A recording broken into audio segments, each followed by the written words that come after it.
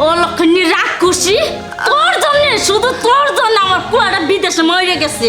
তোর মতো রাক্ষসী আমার বাড়িতে পুষমু না, বাইরে কইছে আমার বাড়ি থেকে। মা তুমি একদম ঠিক কথাই কইছো।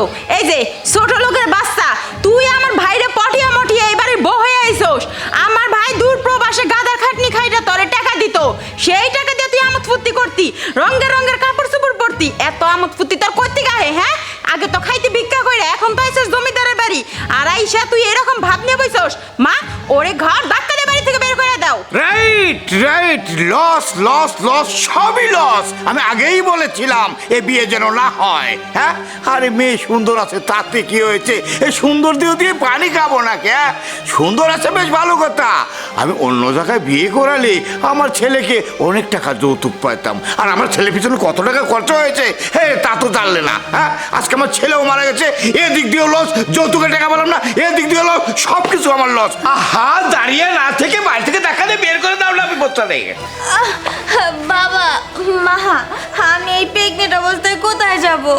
তাছাড়া আমার গর্ভে তো আপনাদের বংশেরই রক্ত। এই ফকিনীর বাচ্চা, তুই কই যাবি না যাবি সেটা কি আমি বইলা দিমু রে?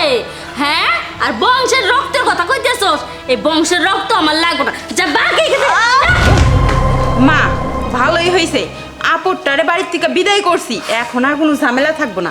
ঠিক আছে, চলো আমরা বাসায় যাই। মামনি, চ্যানেলটা পরিষ্কার করে দাও। স্যার হয়ে গেছে। স্যার আজকে তো ঈদের দিন, আমার একটু বেশি করে টাকা দিন। হ্যাঁ কয় টাকা দেব?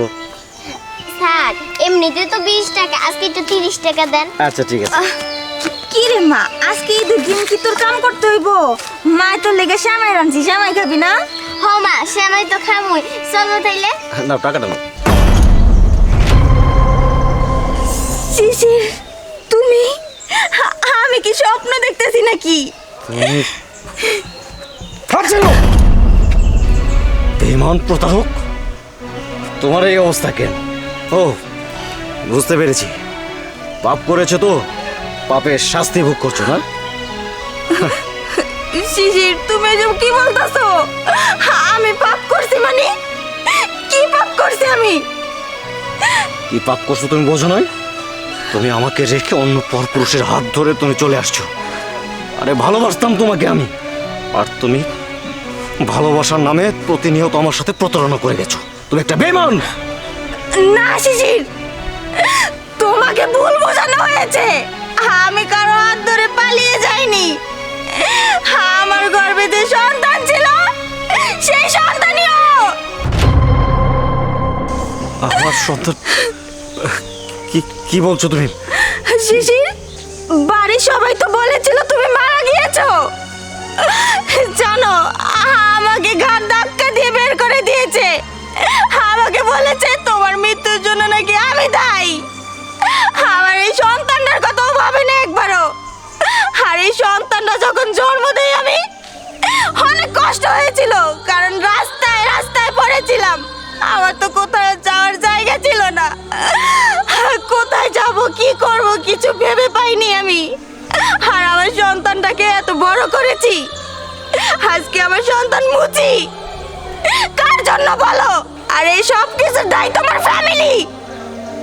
তোমার ফ্যামিলির জন্য আজকে আমরা মা মেয়ে রাস্তায় রাস্তায় ভিক্ষা করি, মুচিগিরি করে।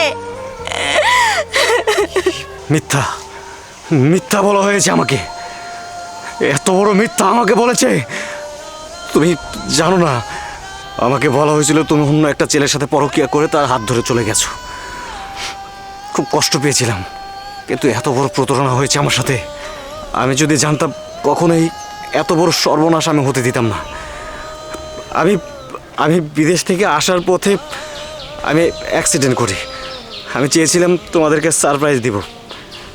আমার লাইফ থেকে 8টা বছর চলে যায়, কিন্তু আমি সবার সাথে যোগাযোগ করেছি, পাইনি আমি তোমাকে।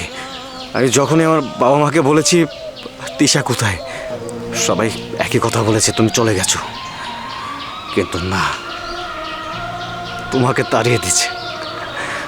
বিশ্বাস করো, আমি তোমাকে ভালোবাসি। এখন পর্যন্ত আমি বিয়ে করিনি, আমি খুব আপসেট হয়ে গেছি। যাকে এত ভালোবাসলাম সেই মানুষটাই চলে গেল আমাকে ছেড়ে। আমার লাইফটাই যেন শেষ হয়ে গেছিল।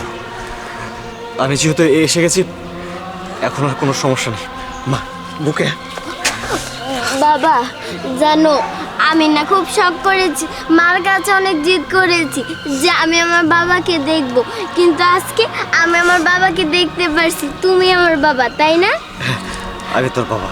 তবে হ্যাঁ, যারা আমার স্ত্রীর সাথে অন্যায় করেছে, বাড়ি থেকে বের করে দিয়েছে, তাদের শাস্তি তো পেতেই হবে। চলো আমার সাথে।